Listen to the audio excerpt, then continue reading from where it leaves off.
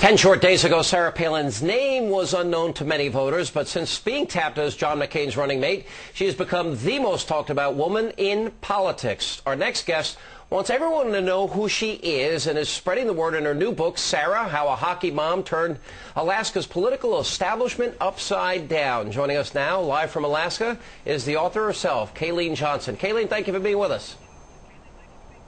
Thanks for having me. First of all, I want to talk a little bit about all she's accomplished, and her biography is beyond impressive. But if I have one question, you know her. You spent time around her. Tell us about the person you know.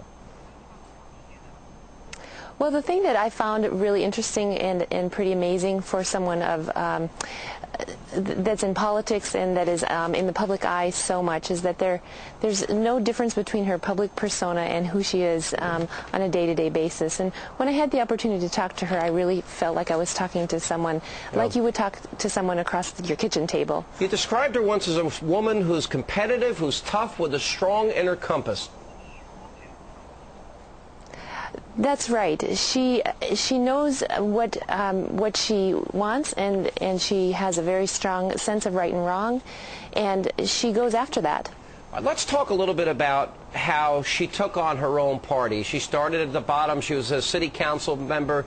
She became a mayor. She took on her own party. She took on corruption. She took on Republican incumbents. They passed major pieces of legislation, an overhaul of the state ethics law, the infamous story now of her putting the private jet on eBay, and the process to construct a gas pipeline. Tell us about how she accomplished that much and how she went about that and the battles that she took on.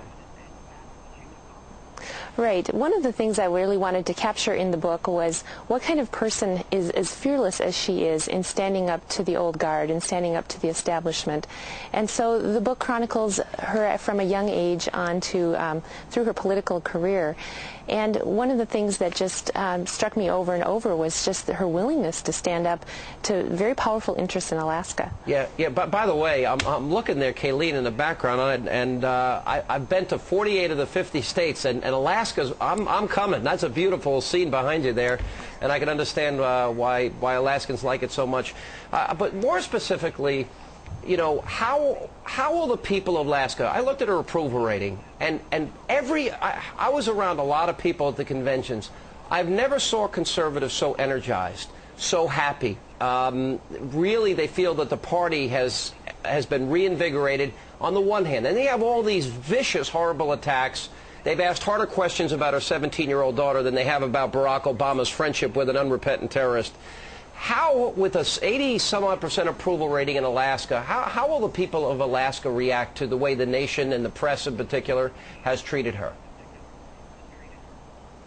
Well, Alaskans love her. She has an over 80% approval rating here in the state. And I think Alaskans are also somewhat protective of her and her family. We're a small state.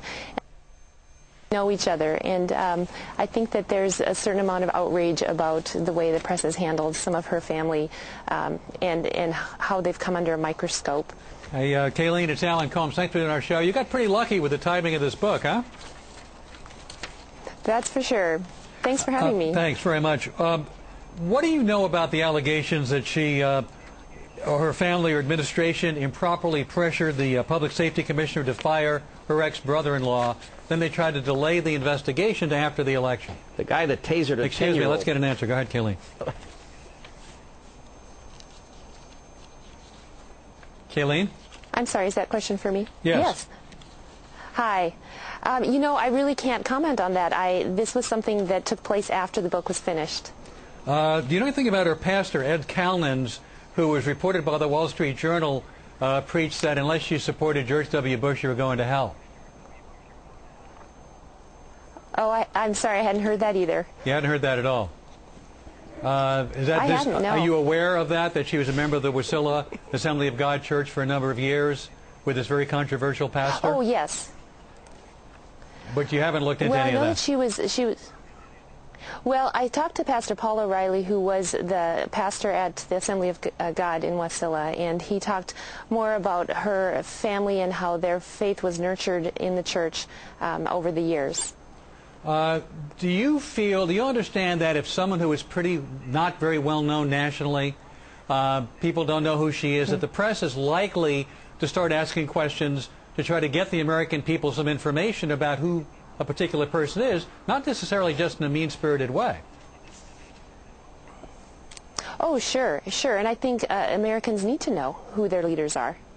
And so, you think Alaskans will begrudge the fact that the press might be going around asking questions, wanting to find out who she is, who her friends are, what she thinks, what her positions are, who she knows? Oh, sure, and I think that's natural. I think when it crosses the line is when it goes into personal, family issues, and I think that the Americans want to know her positions on different